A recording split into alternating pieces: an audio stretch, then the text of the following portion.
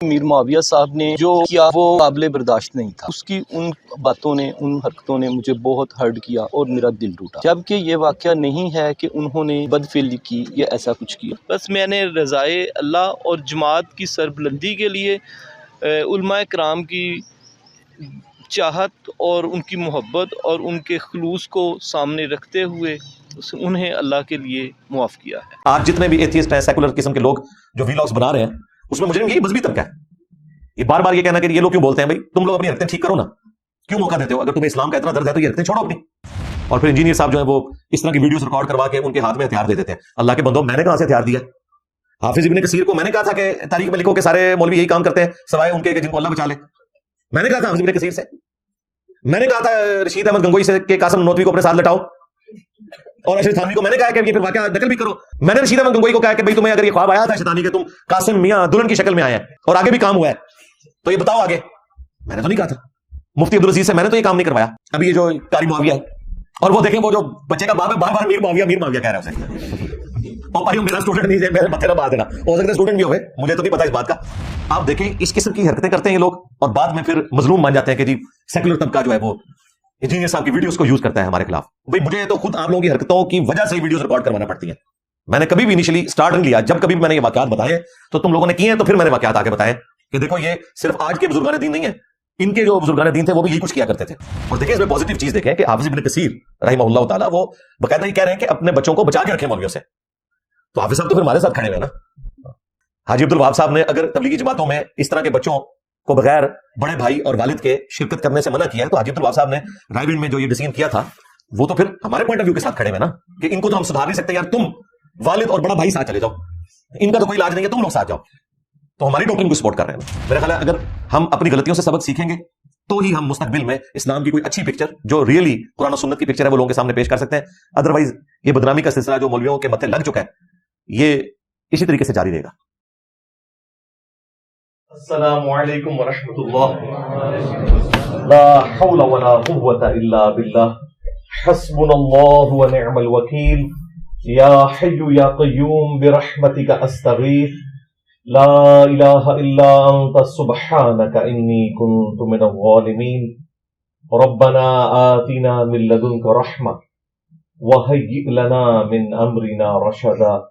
اللہم صل علی محمد وعلى آل محمد وأصحاب محمد وأزواج محمد وأمة محمد أجمعين إلى يوم الدين آمين.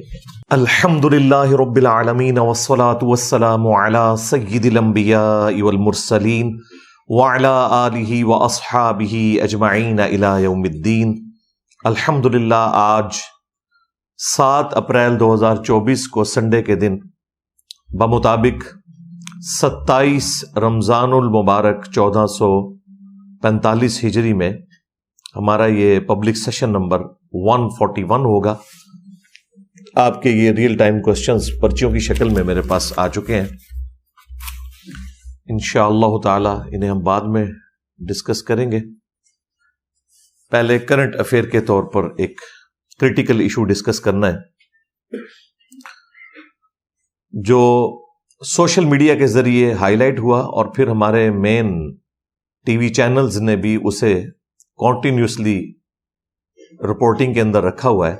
اور وہ فیصل آباد ڈویژن کے اندر ایک سٹی ہے تاندلیا والا، وہاں ایک مولانا صاحب جو قاری تھے،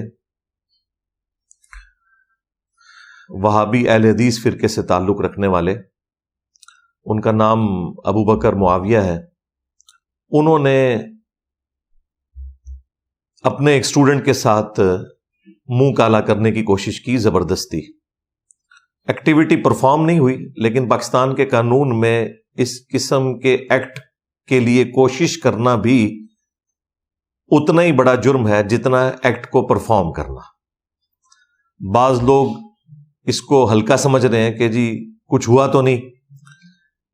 یہی وجہ ہے کہ آپ دیکھیں کہ جو وہ قاری ہے وہ بھی بڑا دلیر ہوا ہے، اور جب وہ اس جعلی صلح کے بعد چھوٹا ہے تو چھوٹنے کے بعد وہ یہ کہہ رہا ہے کہ جی انشاءاللہ ہم صحابہ کرام کی عظمت کے اوپر اور ختم نبوت کے اوپر کام کرتے رہیں گے. یعنی اگر ان دو کازز کے اندر کوئی ایک خیر والا ایلیمنٹ موجود ہے تو اس کو بھی بدنام کر دیا کہ اس طرح کے لوگ ہیں جنہوں نے ختم نبوت کے اوپر کام کرنا ہے اور عظمت صحابہ کے اوپر کام کرنا ہے. اللہ کی پناہ ایسے لوگوں سے. تو وہ بڑا کانفیڈنٹ ہے. پھر اگلے دن اس کو کسی مولوی نے پٹی پڑھائی کہ تو کانفیڈنس کے ساتھ یہ کہہ دے کہ جی میرا ڈی این اے ٹیسٹ کروا لو. اور بھائی ڈی این اے ٹیسٹ میں تو تب اس طرح کی ایکٹیویٹیز کا کوئی رزلٹ نکلتا ہے جب کوئی ایکٹیویٹی فزیکلی پرفارم ہو جائے, اور وہ بھی 72 آورز کے اندر اندر اگر نمونے لیے جائیں. تو اس کو تو آلموسٹ 8-10 دن گزر چکے ہیں, اب ڈی این اے ٹیسٹ کا ویسے کوئی فائدہ نہیں. تو ان لوگوں کی مکاریاں آپ دیکھیں, ان کا کانفیڈنس لیول اس لیے کہ انہیں پتہ ہے کہ اس میں سے کچھ نہیں نکلنا, اب تو کچھ ہو ہی نہیں سکتا. تو ایکٹیویٹی پرفارم کرنے کی کوشش کرنا بھی یہ جرم ہے پاکستان کے قانون کے اندر, جس کی بہت بڑی مثال ہمارے اپنے جہلم شہر سے آپ کو پتہ ہے. آلموسٹ 8 سے 2 سال پہلے کی بات ہے. ہمارے اکیڈمی کے ایک اسٹوڈنٹ, ان کے بیٹے کے ساتھ اس طرح ایک دیوبندی قاری نے اس طرح کی ایکٹیویٹی پرفارم کرنے کی کوشش کی. وہ ایکٹیویٹی کر نہیں سکا لیکن کوشش کی. ڈی این اے ٹیسٹ میں بھی ظاہر ہے کہ وہ چھوٹ گیا. ڈی این اے ٹیسٹ میں تو اس طرح کی کوئی ایکٹیویٹی رپورٹ ہونی نہیں تھی, لیکن چونکہ اس نے یہ ایکٹیویٹی پرفارم کرنے کی کوشش کی تھی, 7 سال کی اس سے قید ہوئی ہے. اس کے بعد چھوٹی جتنی عدالتیں ہیں ان سے اس کی ضمانت کینسل ہوئی. الٹیمیٹلی ضمانت جا کے لگی لاہور ہائی کورٹ کے راولپنڈی بینچ میں. وہاں سے بھی 3 دفعہ اس کی ضمانت ریجیکٹ ہو چکی ہوئی ہے. اب اگلی ضمانت سپریم کورٹ میں لگوانا تو بہت مشکل کام ہے. ہائی کورٹ کے بھی عام چھوٹے سے وکیل کی بھی جو فیس ہے وہ 1.5 سے 2 لاکھ روپیہ بنتی ہے, اور سپریم کورٹ میں تو 10 لاکھ سے سٹارٹ ہوتے ہیں وکیل. کوئی بھی جج اس کی ضمانت لینے کے لیے تیار نہیں ہوا, حالانکہ ایکٹیویٹی پرفارم نہیں ہوئی, کوشش کی گئی. اب وہ 7 سال اس کی زندگی کے برباد ہو گئے, اس قاری کے. اس کا اپنا ایک چھوٹا بچہ ہے, بیوی ہے, وہ بھی سننے میں آیا کہ وہ بھی ناراض ہو کے چلی گئی. ظاہر ہے ایک مسئلہ تو پھر آگے ایک بگڑ جاتا ہے. بعد والی چیزیں تو رپورٹ نہیں ہوتی ہیں میڈیا کے اندر. اگر رپورٹ ہو تو ان لوگوں کو پتا چلے کہ اس قسم کی ایکٹیویٹی پرفارم کرنے کے ساتھ جو ہمیشہ کی تکلیفیں خاندانی طور پر جڑ جاتی ہیں, جو آپ کی قبر تک آپ کے ساتھ جاتی ہیں. اب یہ ایکٹیویٹی جو پرفارم کرنے کی کوشش کی اس قاری نے, تو جس لڑکے کے ساتھ یہ حرکت کرنے کی کوشش کی اس کے والد نے آ کے پنجابی میں ایک ویڈیو ریکارڈ کروائی اس بچے کو ساتھ کھڑا کر کے, اور بتایا کہ جی اس طریقے سے یہ میرے ساتھ ایک ظلم ہوا ہے اور اس کی داد رسی ہونی چاہیے. پھر ایف آئی آر بھی کاٹ لی گئی. ایف آئی آر کے اوپر بالکل واضح لکھا ہوا ہے کہ اس نے ایکٹیویٹی پرفارم کرنے کی کوشش کی اور یہ برہنہ حالت میں پایا گیا. اور جب اس کا والد وہاں پہنچا تو اس نے فوراً سے اپنے کپڑے پہنے اور گن پوائنٹ کے اوپر ان کو لیتا ہوا وہاں سے فرار ہو گیا. اس کے باوجود جو مولویوں کے فرنٹ مین ہیں وہ کہہ رہے ہیں کہ جی الٹا وہ اس کے اوپر الزام لگا رہے ہیں, جی یہ کیسے ہو سکتا ہے کہ برہنہ حالت میں ہو کوئی بندہ اور بغیر کپڑے پہنے نکل جائے وہاں سے. اب اس جاہل آدمی سے کوئی پوچھے کہ تو ہر معاملے میں جہالت دکھاتا ہے, تو نے ایف آئی آر تو ذرا غور سے پڑھ لینی تھی, اس کے اوپر لکھا کیا ہوا ہے. بس صرف ایک شوق ہے مولویوں کا فرنٹ مین بننے کا, اور اس طریقے سے مولویوں کے اندر جو بڑے بڑے ان کے آپ سمجھ لیں مولوی ہیں, مفتی ہیں, علامے ہیں, وہ بھی اس طرح کے معاملات میں پھر ٹپک پڑتے ہیں. اور وہ جو لاہور میں 2 گلے پھاڑنے والے بھائی بیٹھے ہوئے ہیں اہل حدیث فرقے کے, ان میں سے جو بڑا بھائی ہے ابتسام الہی ظہیر, وہ پہنچ گیا وہاں پہ اور ایکسٹرا جوڈیشل طریقے سے, حالانکہ یہ بندہ پڑھا لکھا آدمی ہے, اسے سب کچھ پتا ہے کہ اس طریقے سے پنچایت بٹھائی جاتی ہے، یعنی کوئی بنانا ریپبلک تو نہیں ہے یہ، نہ یہاں پہ کوئی قبائلی سسٹم ہے، یہاں پہ باقاعدہ عدالتیں کام کر رہی ہیں، پولیس کا محکمہ موجود ہے، باقی ساری ایجنسیز موجود ہیں. اس نے جا کے اندر خانے جو ہے وہ صلح صفائی کروائی اور الٹیمیٹلی آ کے پھر میڈیا پہ بیان دیا کہ جی اگر قاری صاحب نے کچھ کیا ہوتا تو ہم مظلوم کے ساتھ کھڑے ہوتے، قاری کے ساتھ نہ کھڑے ہوتے، چونکہ ہوا کچھ نہیں ہے اور یہ تھوڑی سی ایک غلط فہمی تھی جس کی وجہ سے یہ سب کچھ ہوا. غلط فہمی، اندازہ کریں ان لوگوں کے بچوں کے ساتھ اس طرح ہو تو پھر ہم پوچھیں گے یہ غلط فہمی ہے، یہ واقعی ایسا ہوا ہے. کسی شخص کو خام خواہ شوق آتا ہے کہ اپنے بچوں کو اس طریقے سے بدنام کرے؟ کوئی بھی نہیں یہ اس طرح کی حرکت کرے گا.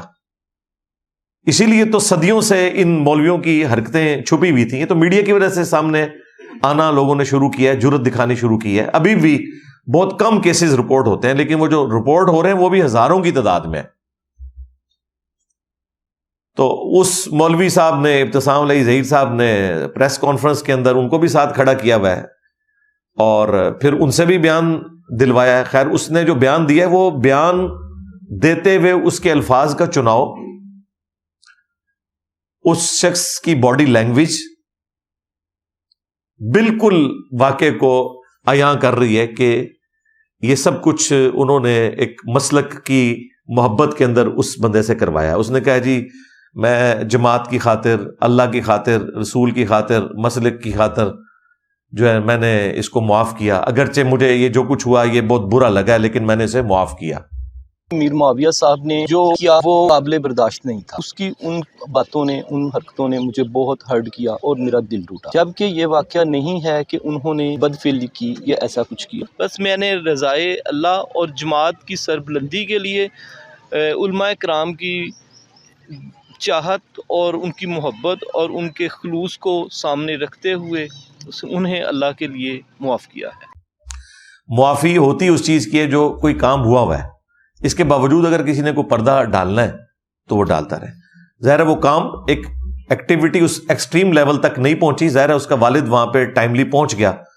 وہ FIR ہم انشاءاللہ ساتھ اٹیچ کر دیں گے، آپ خود پڑھ لیں. تو اس کی وجہ سے اس بچے کی بچت ہو گئی اور وہ بچہ کوئی اس کا اسٹوڈنٹ آج کل نہیں ہے، کسی زمانے میں رہا ہوا ہے اور اسے پتا چلا کہ جی قاری صاحب آئے تو چلے میں جا کے ان کو مل آتا ہوں. مجھے بتائیں اگر کوئی پرانا اسٹوڈنٹ کسی قاری کو ملنے جائے تو وہ پہلے دن اسے کہے گا کہ مجھے آ کے تم دباؤ؟ بندہ کرٹسی میں آ جاتا ہے کہ یہ پرانا اسٹوڈنٹ ہے، چلو کوئی نیا اسٹوڈنٹ ہو تو وہ الگ بات ہے. اور وہ بھی کسی مدرسے یا مسجد کے اندر وہ ایکٹیویٹی پرفارم نہیں کرنے کی کوشش کر رہا تھا، ایک گھر کے اندر. وہاں پہ کوئی خالہ تھی، وہ اس کی رشتہ دار تھی تو اس کے گھر میں. وہ FIR کے اوپر سب کچھ لکھا ہوا ہے اور آپ کو سوشل میڈیا کی برکت سے مجھ سے زیادہ انفارمیشن ہوگی. میں ایک بلو پرنٹ اس کا سامنے رکھ رہا ہوں تاکہ آپ کو اس کے بعد جو میں نے گفتگو کرنی ہے وہ سمجھ آ جائے. تو ابتسام صاحب اس کے بعد جب ٹاک شوز میں انہیں بلایا گیا ہے، محمد مالک صاحب نے بلایا ہے، وہاں پہ انہوں نے گفتگو کی ہے اور انہوں نے کافی اچھے کوشچن کیے. یہ کوئی سیٹسفیکٹری آنسر نہیں وہاں دے سکا، حتیٰ کہ جب صحافی نے ان سے یہ پوچھا کہ بھئی آپ نے اس بچے کا بھی انٹرویو کیا ہے، کہتے جی مجھے ضرورت ہی نہیں، اس کا والد جو آیا ہوا ہے. اندازہ کرو آپ نے وہ پولیس آفیسر کی وہ ویڈیو جو لیکڈ ہے، جو وہاں پہ SP صاحب تھے، اس ویڈیو میں آپ دیکھ لیں وہ کس طریقے سے اس کو ڈانٹ رہے ہیں مولوی کو، اور وہ آگے سے وہ ڈانٹ کھا رہا ہے، اسے پتا ہے کہ اس نے کیا حرکت کی ہے. اور وہ SP صاحب بھی بیچارے اپنے بھول پن میں کہہ رہے ہیں کہ میں علماء کرام کو بلا کے تو میں تمہارے خلاف فتویٰ لوں گا. او SP صاحب، مولوی بھی یہی کچھ کرتا ہے جے کہ نہ کوئی فتویٰ لینا ہے؟ یہ سارے ایکو کچھ ہے، جن سے آپ نے فتویٰ لینا ہے انہی سے تو انہوں نے یہ ساری چیزیں سیکھی ہوئی ہیں. جو کچھ انہوں نے سیکھا ہے آگے وہ کچھ سکھا رہے ہیں گے. یہ سارے ایکو کچھ ہے. تو وہ بیچارے اپنے بھول پان میں کہہ رہے ہیں. اب چونکہ ایک پنچایت بیٹھی، FIR کٹوانے والا والد ہی بیک فٹ پہ چلا گیا.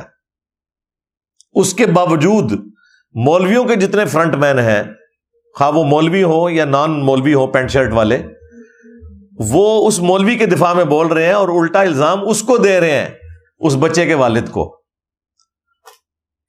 تو اگر بچے کے والد نے غلط الزام لگایا تو اس کے اوپر ایف آئی آر کٹواؤ یار. ایسے لوگوں کو سزا ہونی چاہیے جو علماء کرام یا علماء کرائم، مجرم علماء کی عزت کو خراب کر رہے ہیں، ان کو سزا ملنی چاہیے.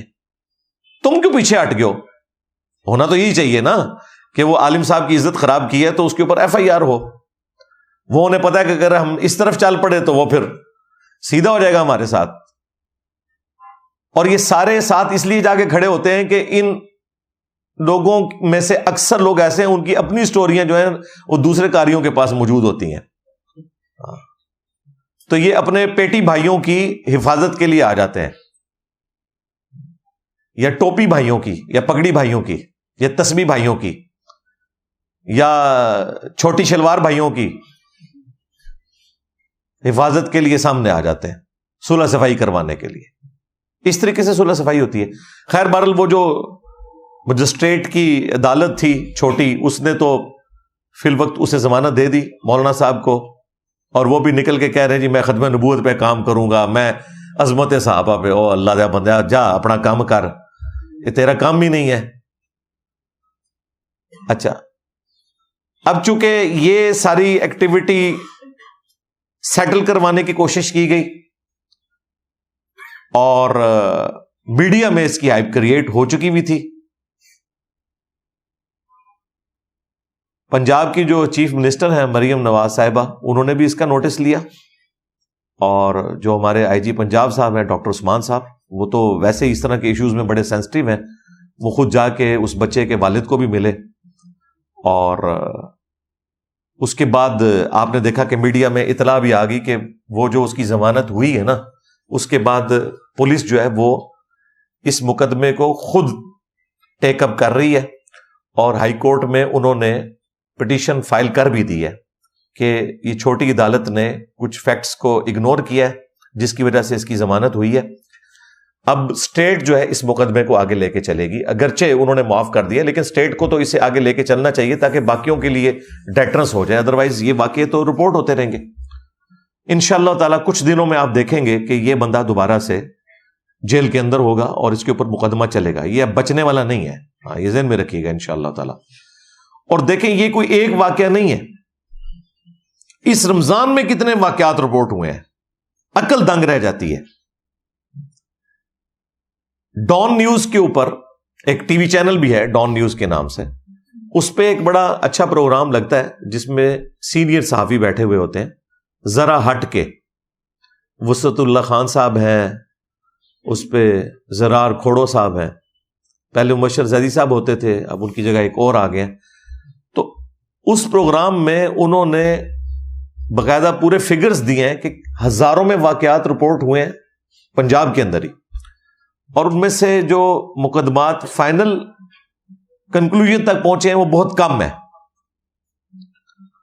اور یہ 2-3 مہینوں کے اندر کتنے واقعات رپورٹ ہوئے ہیں. ایک تو بڑا دل ہلا دینے والا واقعہ وہ صحافی نے بیان کیا اسی پروگرام کے اندر. وہ کہتا ہے کہ جی کے پی کے اندر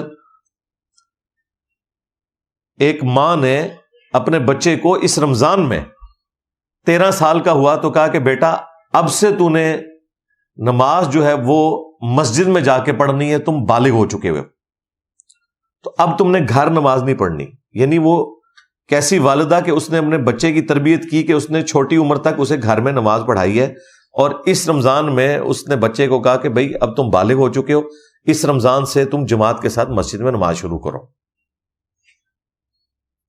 اس کو اس نے اچھے طریقے سے کپڑے استری کر کے دیے، نہا دھو کے. وہ پہلے دن بچہ گیا مسجد میں، اگلے دن اس کی لاش ملی ہے جی، اور وہ بھی رسے کے ساتھ لٹکی ہوئی.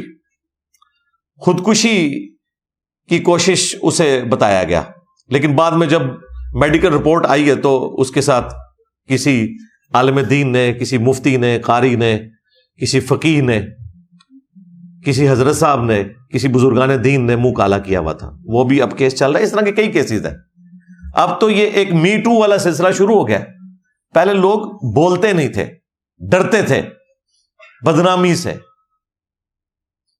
پھر مسلک کی محبت، مولویوں کی محبت آڑے آ جاتی تھی. اب لوگ کہتے ہیں جہنم میں جاؤ, ہماری دنیا بھی برباد کر رہے ہو, ہماری آخرت بھی برباد کر رہے ہو. اب لوگ جرت دکھاتے ہیں, اس لیے آپ کو یہ کیسز اتنے زیادہ نظر آ رہے ہیں. ابھی بھی جو کیسز آپ کو ہزاروں کی تعداد میں نظر آ رہے ہیں نا, یہ آپ سمجھ لیں کہ آٹے میں نمک کے برابر ہیں, کیونکہ یہ رپورٹ ہو رہے ہیں. جو رپورٹ نہیں ہو رہے وہ بہت زیادہ ہیں. میں نے 2016 کے اندر ایک بڑی سخت سٹیٹمنٹ دی تھی جب عبدالستار ایدی صاحب کے بارے میں, دیوبندیوں کے ایک کراچی کے مفتی زر ولی, وہ بھی فوت ہو چکا ہے, اپنے انجام کو پہنچ چکا ہے. اس نے ایک سٹیٹمنٹ دی تھی, اور ایدی صاحب کے بارے میں جو اس نے سٹیٹمنٹ دی, میں نے اسے ریبٹل کیا. ظاہر ہے اس وقت ایدی صاحب تازہ فوت ہوئے تھے اور یہ مولوی ان کے خلاف ہوئے تھے. تو اس میں نے ایک سٹیٹمنٹ دی تھی کہ کسی ایک مدرسے کو کوئی کلین چٹ دے کہ جہاں یہ کام نہ ہوتا ہو. تو بڑے لوگوں کو غصہ آیا. میرے خیال ہے ان 8 سالوں میں جتنے واقعات رپورٹ ہوئے ہیں, اب لوگوں کو یقین آ جانا چاہیے کہ میں نے جو سٹیٹمنٹ دی تھی وہ درست تھی. میں یہ نہیں کہتا کہ ہر مدرسے میں ہر بچے کے ساتھ یہ ہوتا ہے, لیکن ہر مدرسے میں کسی نہ کسی فارم میں یہ معاملہ آگے چل رہا ہوتا ہے. اس کی وجہ یہ ہے کہ سکولز میں, کالجز میں عموماً زیادہ تر بچے جو ہیں وہ ہاسٹلز میں نہیں ہوتے. اسکول میں تو بالکل ہاسٹل والا سلسلہ کوئی نہیں ہے, اور پھر ٹیچرز کے ساتھ انٹریکشن صرف کلاس کی حد تک ہوتا ہے, اسکول ٹائمنگ کے بعد نہیں ہوتا. لیکن یہاں مدرسوں میں کیا ہوتا ہے, وہ 24 گھنٹے کے ملازم ہوتے ہیں وہ بچے. وہ استادوں کو تو پتہ نہیں انہوں نے کیا مانا ہوا ہوتا ہے کہ ہماری آخرت ان کے ساتھ جڑی ہوئی ہے. اس کی وجہ سے استاد بھی اپنی آخرت برباد کرتے ہیں اور ان بچوں کی دنیا بھی برباد کرتے ہیں, اور غلط تعلیمات دے کے آخرت بھی برباد کرنے کی کوشش کرتے ہیں. تو 8 سال پہلے میری سٹیٹمنٹ جو آئی تھی, وہ وقت کے ساتھ ساتھ اللہ کے فضل سے لوگوں نے دیکھا ہے کہ وہ ایک ایک کر کے ایک ایک چیز صحیح ثابت ہو رہی ہے. اس کے بعد کچھ سال پہلے ہی آپ کو پتا ہے مفتی عبدالعزیز صاحب کا ایک سکینڈل آیا تھا, وہ بھی میڈیا میں ہائی لائٹ ہوا تھا. دیوبند کے ایک مفتی, اور علماء اس وقت بھی, ایک پنڈی کا دیوبندی مفتی ہے بڑا خبتی قسم کا, تورو, وہ اس مفتی کے دفاع میں آ گیا اور اس نے کہا ہمیں تو مفتی صاحب کے ساتھ کھڑا ہونا چاہیے, یہ اس بچے نے ان سے زبردستی یہ کام کروایا. حالانکہ وہ ویڈیو جو ہے وہ آپ دیکھ لیں جو کچھ ہو رہا ہے. اور اس شخص نے اپنے بزرگان دین کو بچانے کی خاطر کہا کہ صحابہ کرام سے بھی تو اس طرح کے گناہ ہوئے ہیں. حضور اکرم صلی اللہ علیہ وسلم کے زمانے میں, پاک زمانے میں, کیا ایسے واقعات پاک محفوظ عن الخطا لوگوں سے نہیں ہوئے؟ ایک مشہور عالم دین ہے اور اس کی ساری چیزیں, حالات, واقعات صبح شام مفتی صاحب کے ہمارے اوپر واضح ہیں, اور ان کو نشے میں, چائے میں نشہ دیا گیا. ویڈیو کے اندر صاف موجود ہے کہ وہ اس کی حرکتیں بے قصد ہیں. ہم کو ان کے ساتھ دینا چاہیے. دیکھو, یعنی کسی کوئی صحیح حدیث تو چھوڑ دیں, کسی ضعیف روایت میں بتائیں کہ صحابہ کرام نے یہ والا کام کیا ہو جو مدرسے میں مولوی جو ہیں وہ بچوں کے ساتھ کرتے ہیں. لیکن آپ کو پتہ ہے وہ پنجابی میں ایک محاورہ ہے کہ جدو باندری دے پیر سڑ دے نا تو وہ اپنے بچے پیرا تھلے دیندی ہے. یعنی بندریا کے جب پاؤں جلنے لگے نا تو وہ اپنی جان بچانے کی خاطر اپنے بچوں کو پاؤں کے نیچے لے لیتی ہے. یہ مولوی بھی یہی کرتے ہیں. جب ان کے اپنے گھر تک آگ پہنچتی ہے پھر نہ انہیں عظمت صحابہ کا کوئی لینا دینا ہوتا ہے, نہ اور کسی ہستی کا جو سب کے لیے قابل احترام ہو. پھر یہ کہتے ہیں نہیں سب سے پہلے تو ہم اپنے بزرگوں کو بچائیں گے. یہ ان لوگوں کی حالت ہے. اور پھر اسی وقت پھر وہ آپ کو پتا ہے وہ کراچی کے ایک مفتی صاحب وہ بھی سامنے آ گئے کہ جی سیکولرز کو موقع مل گیا ہے یہ کرنے کا. بھئی موقع آپ لوگ پرووائڈ کرتے ہیں نا, نہ کریں نا. ہم کہتے ہیں اس قسم کی ایکٹیویٹی خواہ وہ مدارس میں ہو یا کسی ریاستی ادارے کے ہاسٹل میں ہو یا کسی یونیورسٹی کے ہاسٹل میں ہو, اسے کنڈیم کرنا چاہیے.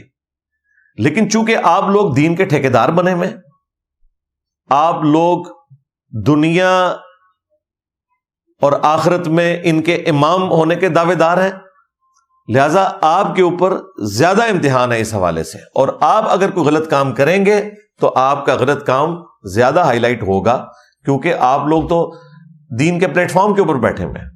باقی لوگوں کو تو کوئی بینیفٹ آف ڈاؤٹ دنیا دار لوگ دینے کے لیے تیار ہو جائیں گے، لیکن آپ لوگوں کو نہیں ہوں گے۔ اور یہ صدیوں سے سلسلہ ان مدارس کا چل رہا ہے۔ 800 سے 700 سال پہلے حافظ ابن کثیر، جنہوں نے تفسیر ابن کثیر لکھی اور تاریخ ابن کثیر بھی ہے ان کی، 774 ہجری میں وہ فوت ہوئے ہیں۔ آج 1445 ہجری ہے، 7 اپریل 2024 اور 27 رمضان المبارک۔ میں 700 سال پہلے کی بات کر رہا ہوں۔ حافظ ابن کثیر تاریخ میں لکھ رہے ہیں کہ یہ جو مولویوں کا جو منہ کالا کرنے والا عمل ہے نا، یہ ایسا کبھی فعل ہے کہ انہوں نے کہا کہ کوئی مفتی، کوئی عالم، کوئی فقیہ، کوئی حکومتی عہدیدار، کوئی جج اس کام سے محفوظ نہیں ہے سوائے اس کے کہ جسے اللہ تعالی بچا لے۔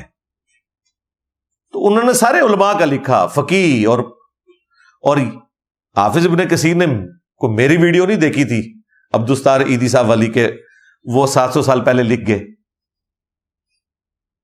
پھر اینڈ پہ انہوں نے جا کے لکھا کہ اپنے بچوں کو ان علماء کرام کی پہنچ سے دور رکھیں، خصوصاً سفر کے اندر۔ یہ رائے ونڈ میں اتنے واقعات رپورٹ ہوتے تھے۔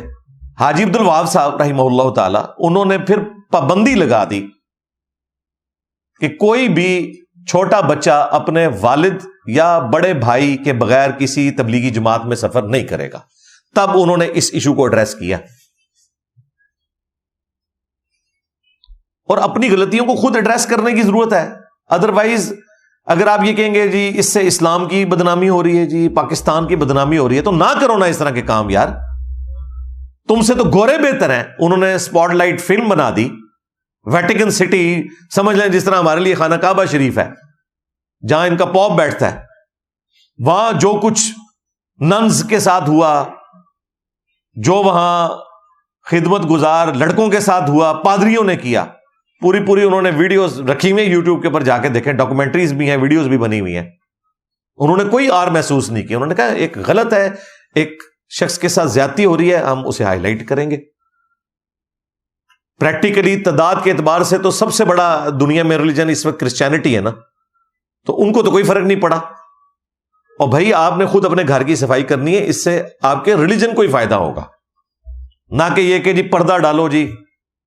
اور پردہ تو اس وقت ڈالیں گے نا جب کوئی کام بند کمرے میں ہو گیا اور کسی کو پتہ نہیں چلا۔ جب پتہ چل گیا، پھر عدالت میں رپورٹ ہو گیا، تو اب اسے سزا دی جائے گی اور اعلانیہ سزا ہوگی۔ سورہ النور کے اندر آیا ہے کہ اعلانیہ سزا دی جائے تاکہ باقیوں کے لیے ڈیٹرنس ہو جائے۔ آپ کے پڑوسی ملک افغانستان میں یہ کام بہت زیادہ ہے۔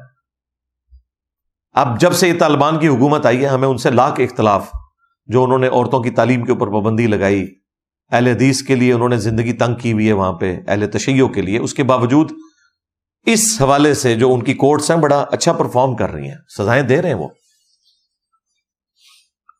اس کے باوجود ان کے اپنے حکومت میں کتنے لوگ ہیں جو ان کاموں میں انوالو ہیں، ان کی ویڈیوز بھی رکھی ہوئی ہیں۔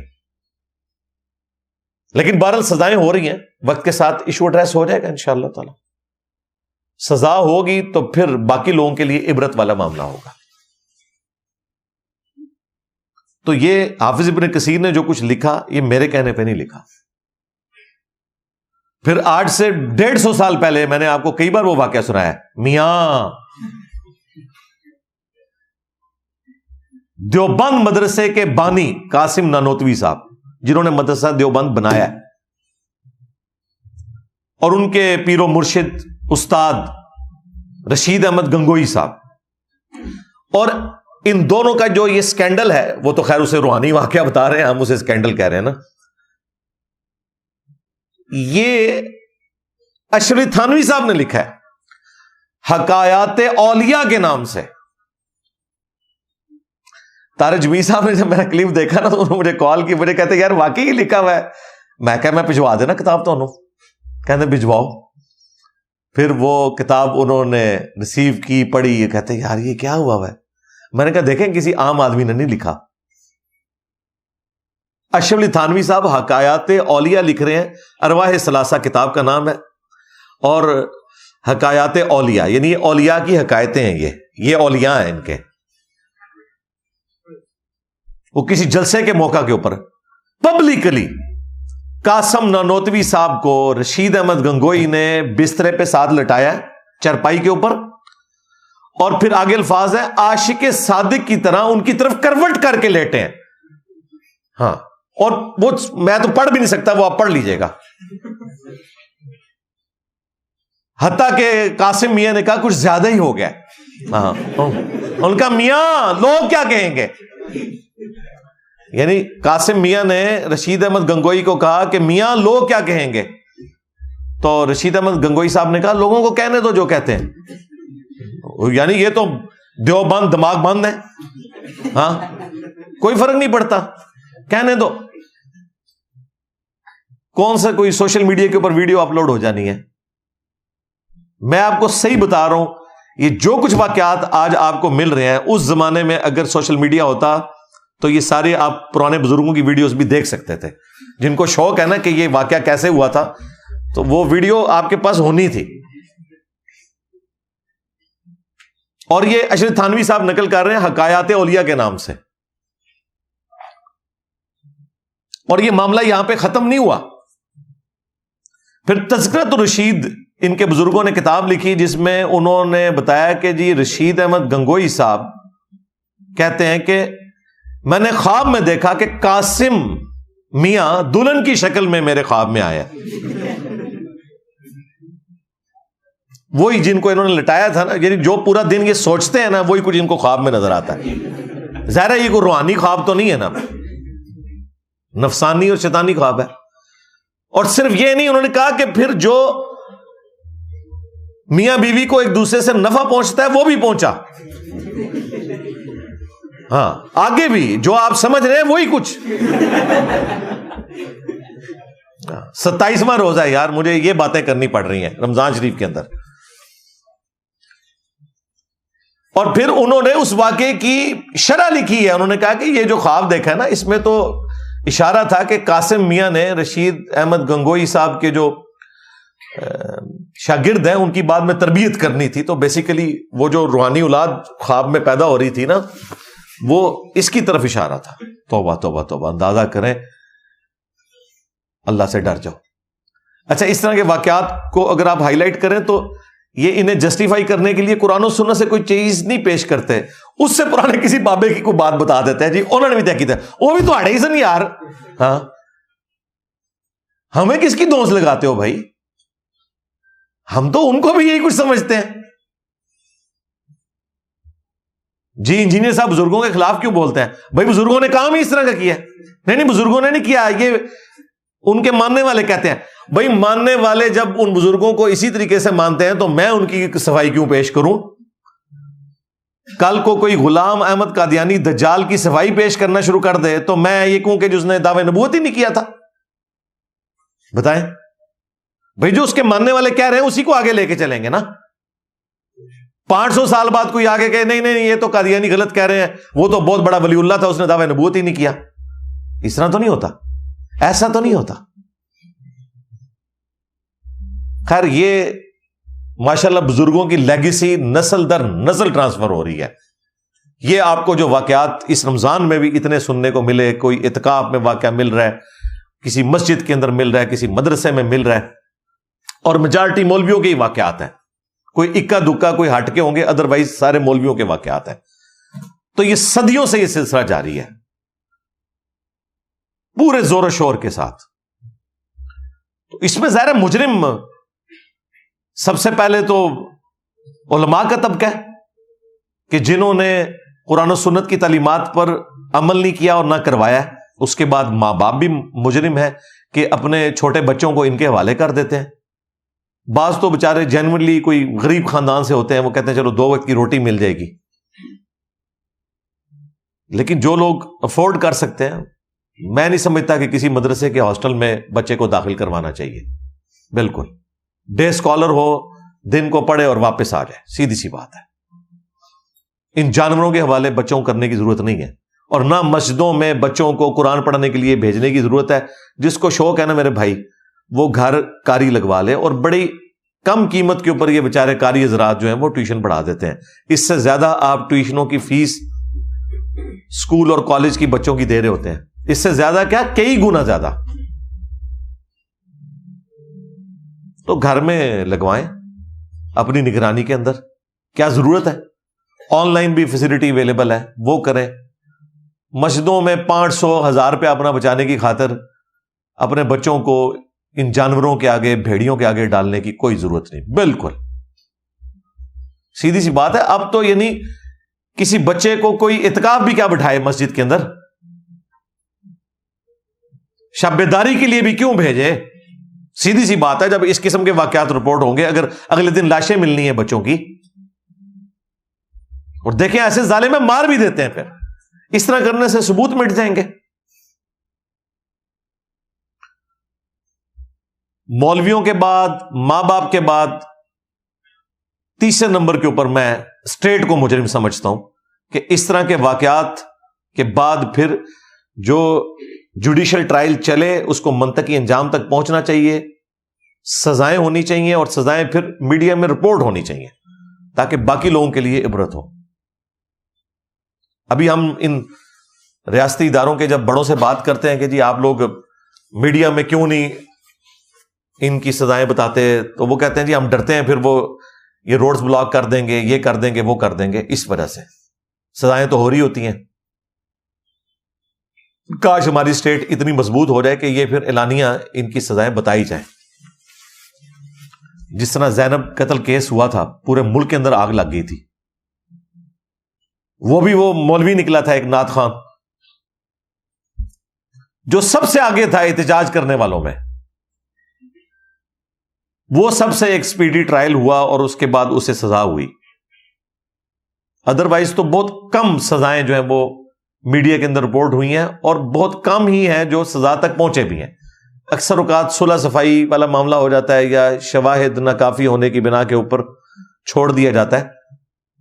اس میں میرا بھی پوائنٹ آف ویو یہی ہے کہ اگر شواہد موجود نہیں ہے تو زبردستی کسی کو تختہ مشق بنانے کی ضرورت نہیں ہے. اور آج کے اس ماڈرن دور میں شواہد اکٹھا کرنا کوئی مشکل کام نہیں.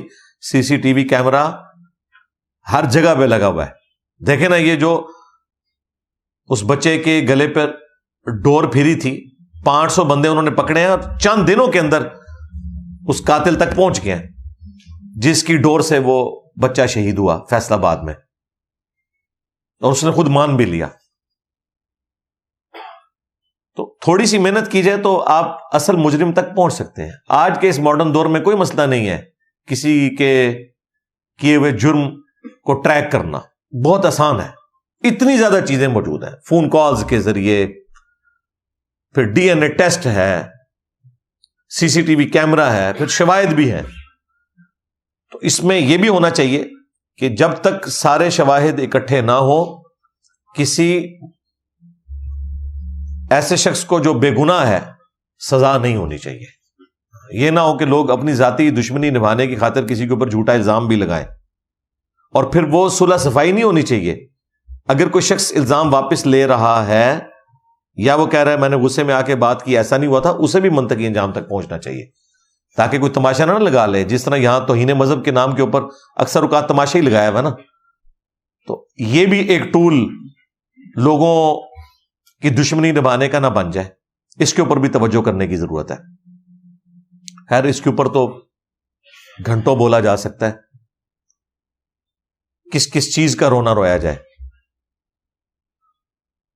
ہمارے اس معاشرے کے اندر جو یہ خرابی پبلکلی اب رپورٹ ہونا شروع ہوئی ہے، تو اس کے بعد اب پبلکلی ان کی سزائیں بھی ڈکلیئر ہونی چاہیے میڈیا کے اندر. یہ ہمارے بڑوں کا کام ہے کہ بچوں کو پروٹیکشن دیں. قانون تو بڑے اچھے بنے ہوئے ہیں، لیکن شواہد میں کمزوری کی وجہ سے بعض اوقات بلکہ اکثر اوقات مجرمین جو ہیں وہ سزاؤں سے بچ جاتے ہیں. اور پھر یہ جو ان مولویوں کے فرنٹ مین مولوی ہیں یا کوئی اور ہیں پینٹ شرٹ والے لوگ، انہیں بھی لگام دینی چاہیے کہ بھئی تم آگے خام خواہ کیوں صفائیاں پیش کر رہے ہو کس کی طرف سے، اور لوگوں کا دماغ خراب کر رہے ہو. ان کے اوپر بھی پرچے کٹنے چاہیے. آ کے الٹا مذاق اڑانا شروع کر دیتے ہیں، بجائے مظلومین کے ساتھ کھڑے ہونے کے یہ ظالموں کے ساتھ کھڑے ہوتے ہیں. شرم بھی نہیں آتی ان لوگوں کو. قرآن حکیم میں اللہ تبارک و تعالی نے قوم لوط کی تباہ کاریوں کا ذکر کم از کم 8 جگہ کے اوپر کیا ہے، اور ان میں سے بھی جو 4 مقامات ہیں وہ بہت زیادہ تفصیل کے ساتھ ہیں. ویسے تو 8 کے 8 ہی تفصیلی ہیں، لیکن 4 بہت زیادہ ہیں. سورۃ الاعراف، سورہ ہود، سورۃ الحجر اور سورہ الذاریات. کہ قوم لوط میں جب یہ برائی آئی بدفعلی والی تو اللہ تعالیٰ نے سیدنا لوط علیہ السلام کو ان میں مبعوث کیا. سدوم اور عمورہ کی بستیاں تھیں، اسی وجہ سے اس عمل کے لیے سوڈومی کا ورڈ یوز کیا جاتا ہے.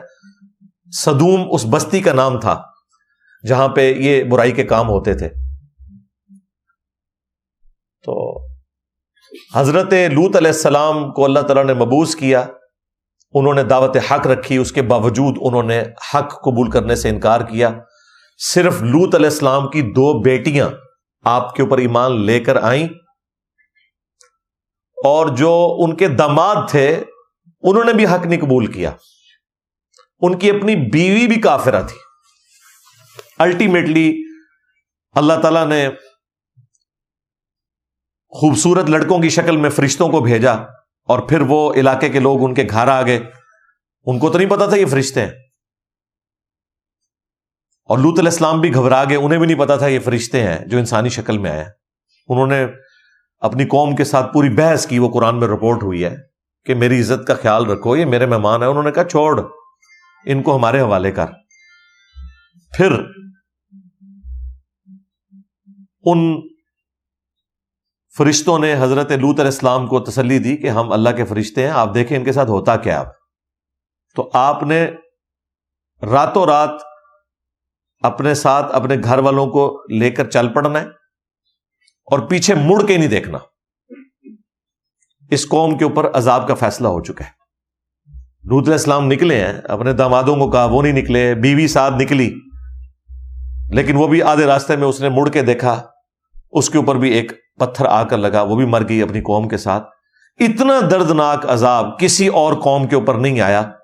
قرآن کے الفاظ ہیں کہ ہم نے وہ بستی الٹ دی ان کے اوپر، اور ان کے اوپر پتھروں کی بارش کی، اور ہر پتھر مقرر تھا اللہ کی طرف سے. قرآن کے الفاظ ہیں کہ کس شخص کو جا کے وہ لگنا ہے، اس کے حصے کا پتھر اللہ نے مقرر کیا ہوا تھا. پریکٹیکلی ظاہر ہے اس کے لیے ایک وجہ بنی، ایک آتش فشاں پھٹا. ظاہر ہے اللہ تعالیٰ نے کوئی ریزن تو اس طرح کی سامنے ہوتی ہے ایک، اور اس میں سے پتھر نکلے ان کو لگے. پر لوط علیہ السلام اور ان کی 2 بیٹیاں بچائی گئیں. ٹوٹل 3 اہل ایمان ایک بستی میں سے نکلے، باقی سب کے سب برباد ہو گئے. خود ان کی اپنی بیوی بھی ماری گئی اس کے اندر. یہ سزا ہے اتنی سخت اللہ کی طرف سے. اسی سزا کو آگے پھر کنٹینیو کیا گیا شریعت محمدیہ کے اندر بھی صلی اللہ علیہ وآلہ وسلم. مشکات شریف میں موجود ہے، المصنف ابن ابی شیبہ کے اندر موجود ہے کہ حضرت ابو بکر اور حضرت علی رضی اللہ عنہما علیہم السلام اس طرح کا عمل کرنے والے لوگوں کے لیے یہ سزا تجویز کرتے تھے. ابن عباس کا باقاعدہ قول موجود ہے صحیح سند کے ساتھ کہ ایسے شخص کو، اور اگر دونوں مرضی سے کر رہے ہیں تو دونوں کو، ورنہ صرف جو فاعل ہے، جو زیادتی کرنے والا ہے، اسے اس علاقے کی سب سے اونچی جگہ سے زمین پر گرایا جائے. اگر بچ جائے تو پتھر مار کر اسے ہلاک کیا جائے، سنسار کیا جائے. کیونکہ اللہ تعالیٰ نے بھی یہی کیا تھا کہ بستی الٹ دی اور اس کے بعد انہیں پتھر لگے تھے. یہ قرآن میں سزا آئی ہوئی ہے. تو اس طرح کے جتنے واقعات رپورٹ ہوتے ہیں میں نے مفتی عزیز کے لیے کہا تھا کہ مینار پاکستان سے اسے نیچے گرانا چاہیے کیونکہ سب سے اونچی جگہ وہی ہے وہاں پہ، اور زندہ بچ جائے تو پتھروں سے ہلاک کیا جائے۔ اس طرح فیصلہ آباد میں کوئی رپورٹ ہوا ہے تو وہ گھنٹہ گھر کے اوپر سے ان کو نیچے گرانا چاہیے تاکہ باقیوں کے لیے ڈیٹرس بنے۔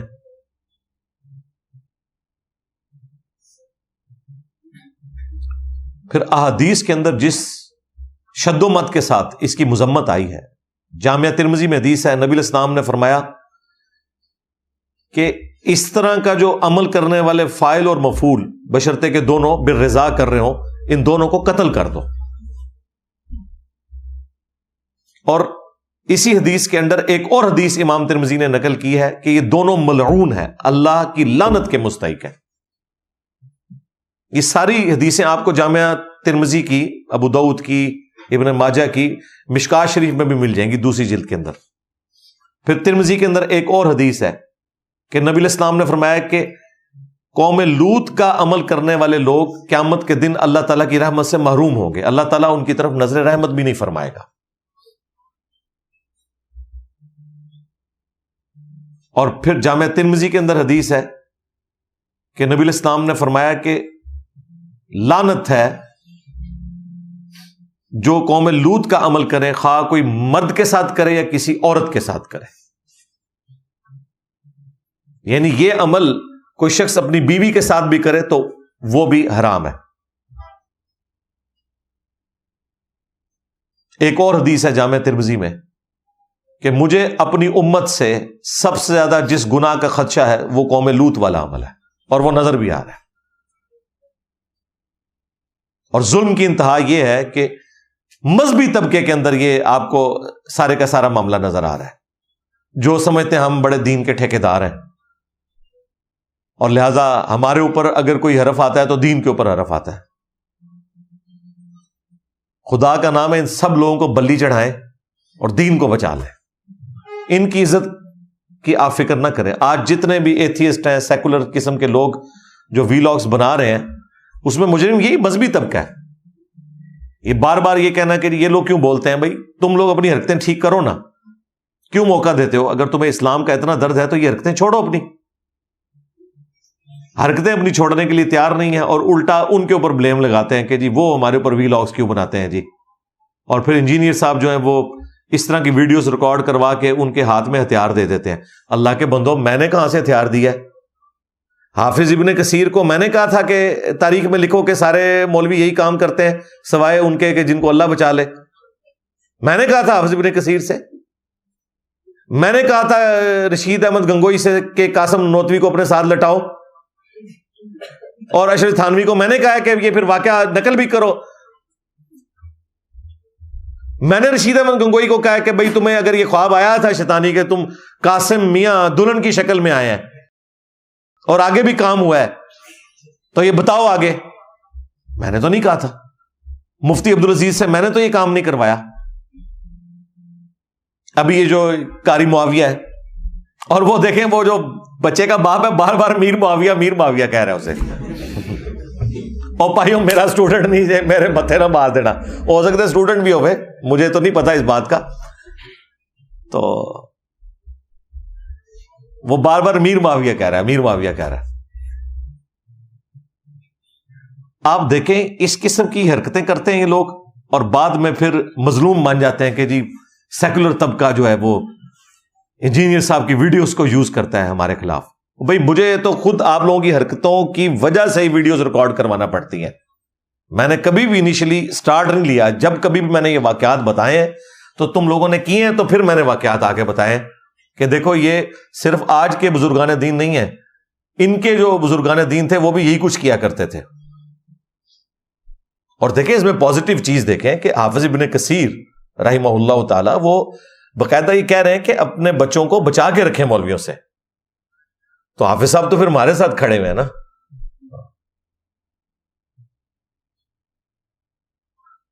حاجی عبد الوہاب صاحب نے اگر تبلیغی جماعتوں میں اس طرح کے بچوں کو بغیر بڑے بھائی اور والد کے شرکت کرنے سے منع کیا ہے، تو حاجی عبد الوہاب صاحب نے رائے ونڈ میں جو یہ ڈیسیژن کیا تھا وہ تو پھر ہمارے پوائنٹ آف ویو کے ساتھ کھڑے ہوئے نا، کہ ان کو تو ہم سدھار نہیں سکتے، یار تم والد اور بڑا بھائی ساتھ چلے جاؤ, ان کا تو کوئی علاج نہیں ہے, تم لوگ ساتھ جاؤ, تو ہماری ڈاکٹرین کو سپورٹ کر رہے ہیں نا. تو اس میں برا منانے والی کوئی بات نہیں ہے. میرا خیال ہے اگر ہم اپنی غلطیوں سے سبق سیکھیں گے تو ہی ہم مستقبل میں اسلام کی کوئی اچھی پکچر جو ریئلی قرآن و سنت کی پکچر ہے وہ لوگوں کے سامنے پیش کر سکتے ہیں.